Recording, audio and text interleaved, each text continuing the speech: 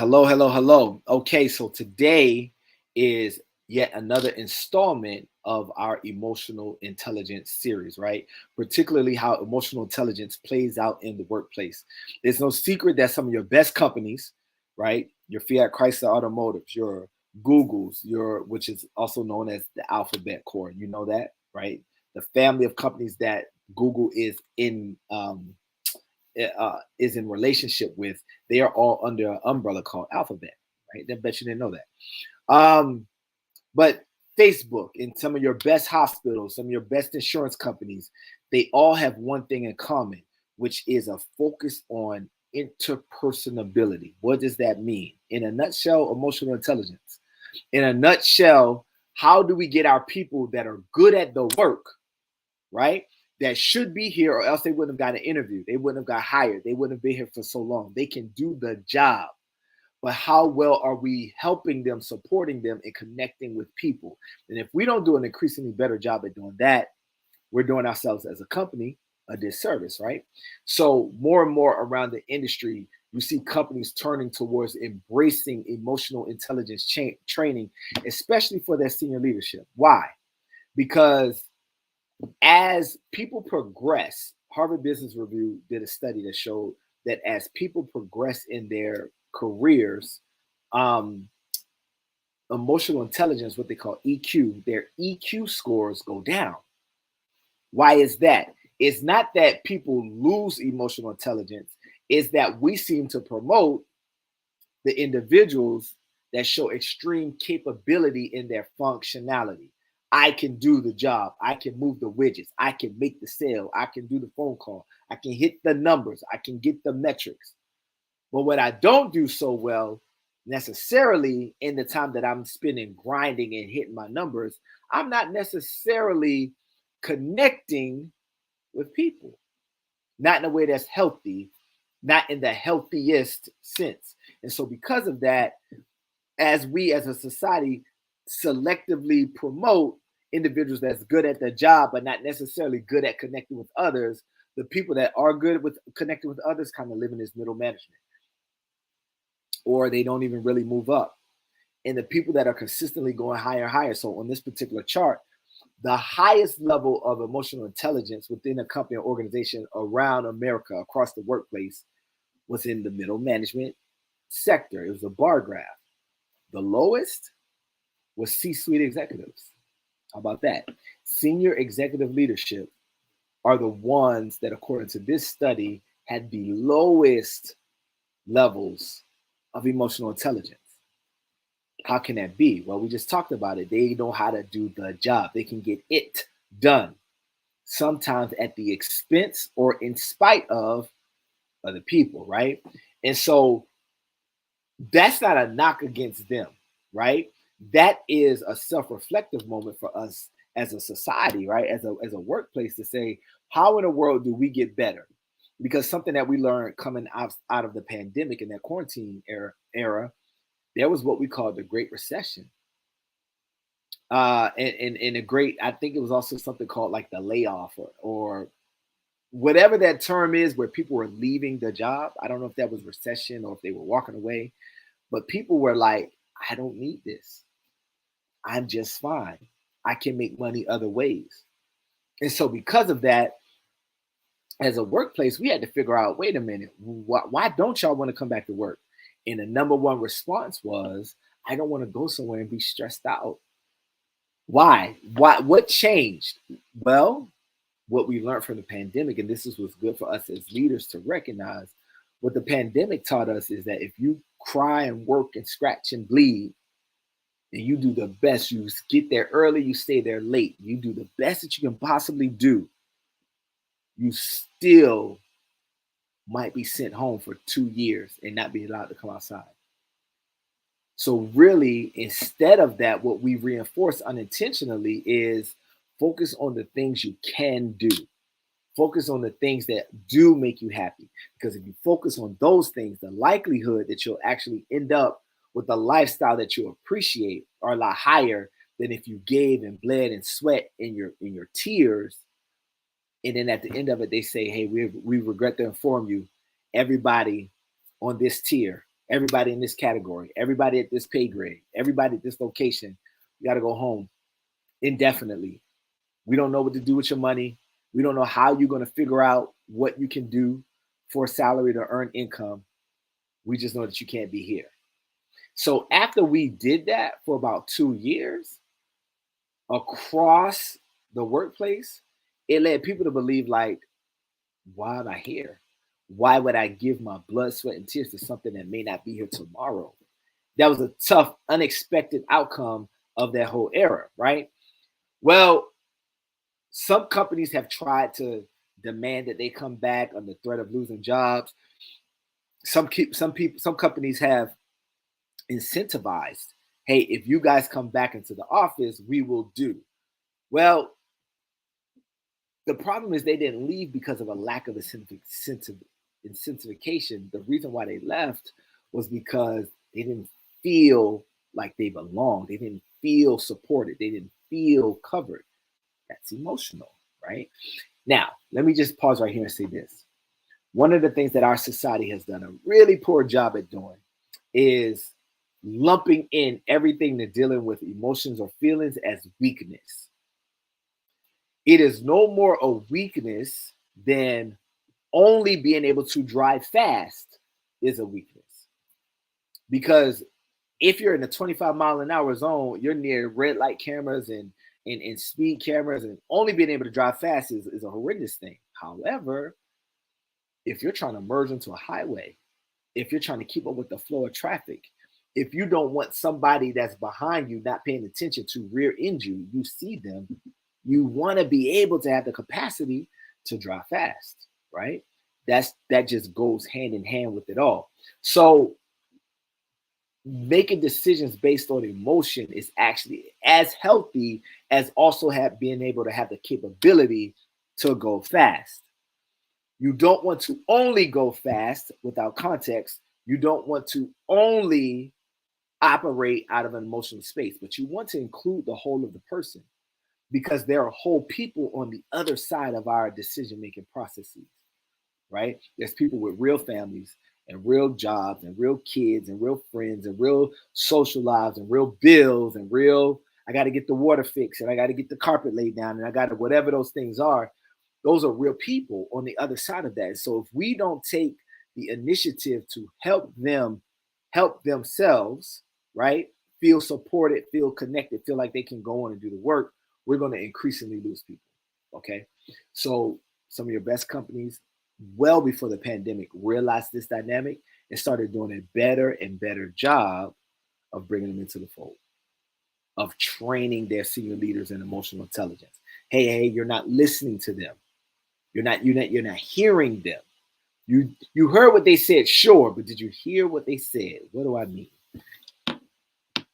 One of my mentors says, everything that's happening is not necessarily what's going on. How about that for a quote? Everything that's happening is not necessarily what's going on. There might be some things going on that are legitimately misdirections from what it seems like is happening. So, for example, in my own life, I had a person talking to me who was expressing a certain type of frustration about one of her other relationships. And she said that she was telling the person, I don't ever want to talk to you again. So I'm listening to her and she walks through this. And I said, well, did you want them? Because earlier you said you wanted to talk to the person. They said, I said it, but I didn't mean it. How true is that?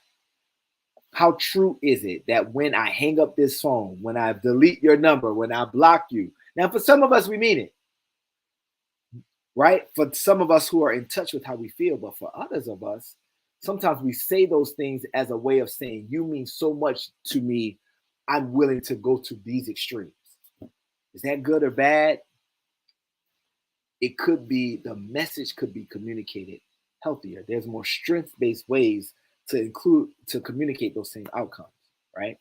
So within the companies, they were trying to communicate, we do want you guys here. What are you saying?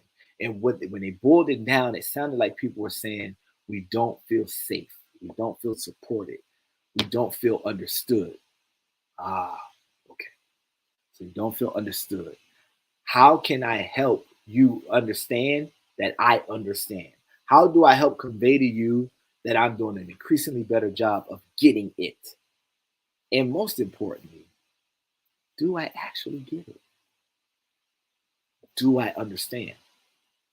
And so what that turned out to be was because companies, they got to be able to tie it to a metric. And so what that came to be was an intense focus on emotional intelligence, right? Emotional intelligence.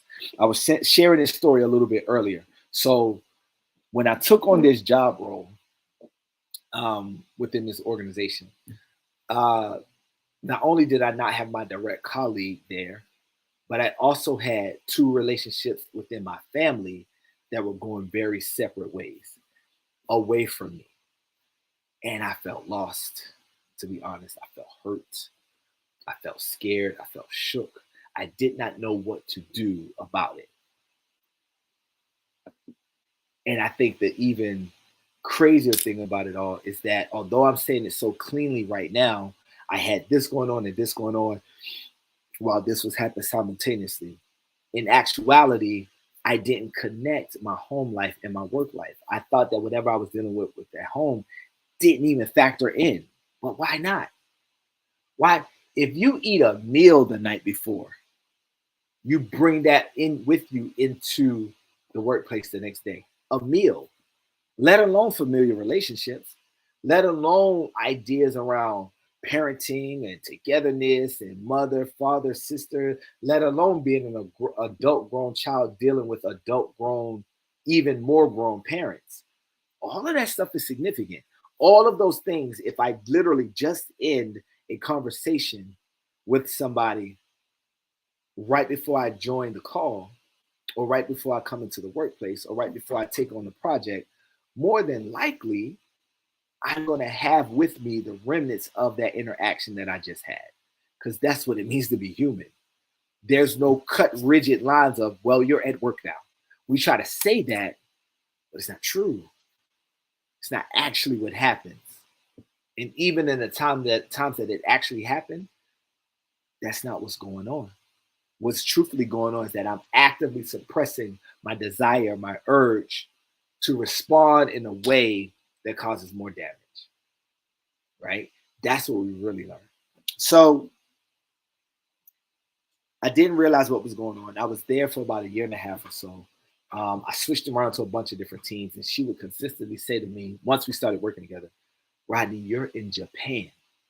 Like, what do you mean? She was like, you are asking the type of questions that a person who is not as accomplished and intelligent as you are would ask, but kind of most importantly, you're asking the type of questions that, uh, quite frankly, means you really don't know the work. I was like, what do you mean? But I knew what she meant. I felt lost. I didn't know which way was up. I didn't know my head from any other part of myself. I was in a whirlwind of emotion because I couldn't process beyond the fact of what was happening in my very real personal life. And so once I got a hang of what was going on in my personal life, it was time for me to leave.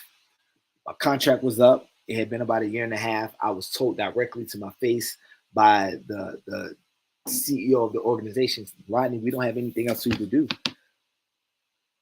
The only things that I think that you could really do are my job. And I want my job. So I don't know. We do got this other initiative happening sometime from now. Maybe you'll be a good fit for that. That was what she was saying. But the truth of the matter is, I had no idea what else I would do. And my contact who brought me in said, Rodney, I didn't bring you here to drink the Kool-Aid.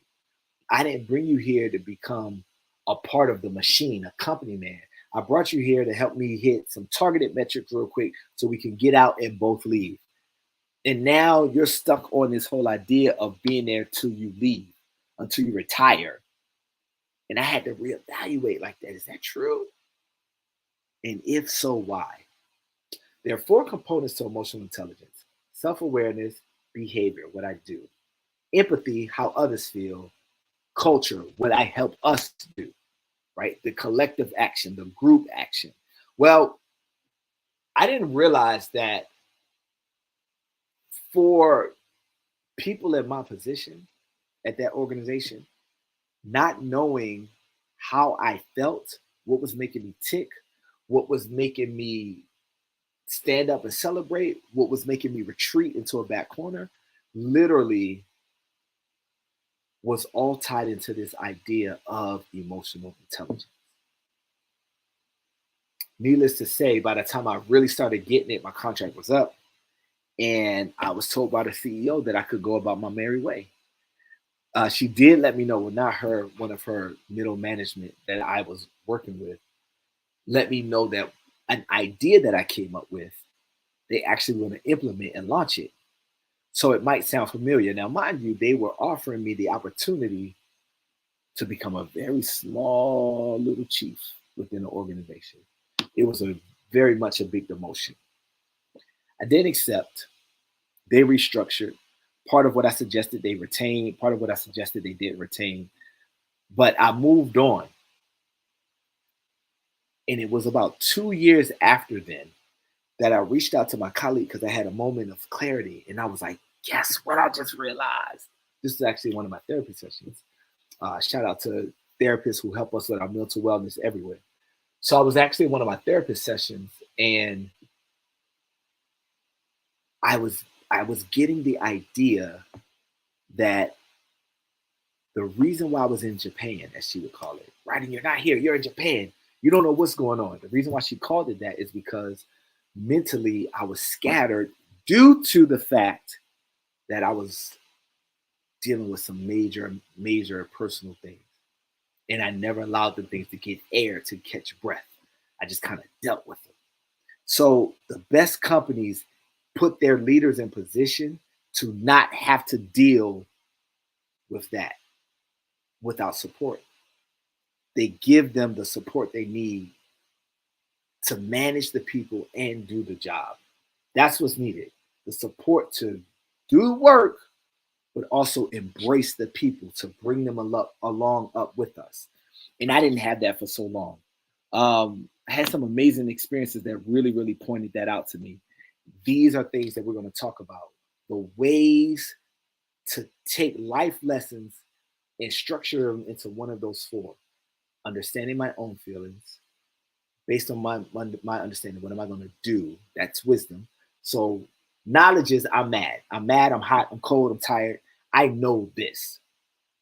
Understanding is I'm upset because I haven't eaten in a while. That's understanding. Understanding is I always get like this when I think about topics involving my mom. That's wisdom, right? I mean, that's understanding. Wisdom is the proper application of what we know and understand. Wisdom is the proper application of what we know and understand, right? And so now that I understand, what am I going to do about it? It's one thing just to seek to understand, but now that I understand, what am I going to do about it? That's the key. And those are what we're going to go over in our next session. I'm Rodney C. Burris. See you guys in a week.